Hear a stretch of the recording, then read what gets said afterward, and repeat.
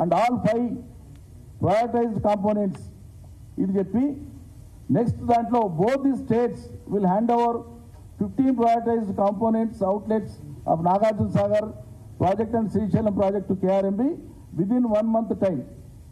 ఇది 17 నాడు ఇది రెండు రాష్ట్రాల వాళ్ళు ఆమోదించింది అని చెప్పి 17 నాడు minutes of government of India. Let the union minister show wherein KCR government has agreed. Let him show such record. తర్వాత ఇది మొన్న 1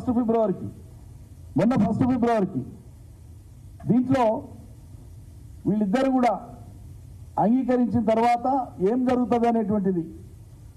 When all the outlets are handed out to the KRMB, these will be under the control of KRMB and will be manned by the staff from both the states in equal proportions. The staff will report to KRMB, though their salary and other benefits will be paid by the respective state governments. అయిపోయింది. మీకు ఇంకా interesting మీరు అడిగారు కాబట్టి మిత్రమా, I'm quoting 3 minutes of the Indian government that were held.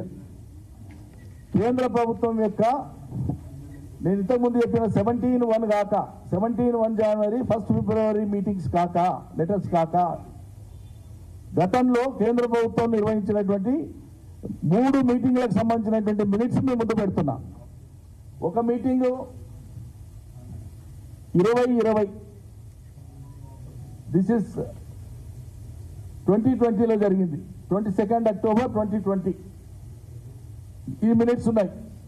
ఈ minutes లో తెలంగాణ అంగీకరించినట్లు ఎక్కడా లేదు. ఉంటే అంగీకరించిందని రాయాలి కదా. తర్వాత 2022 మీటింగ్, ఈ 2022 మీటింగ్లో minutes of government of India Jal Shakti వాళ్ళది. దీంట్లో ఎంత క్లియర్గా చెప్తారంటే ఇది 27 మే 2022, ఇది 27 మే 2022.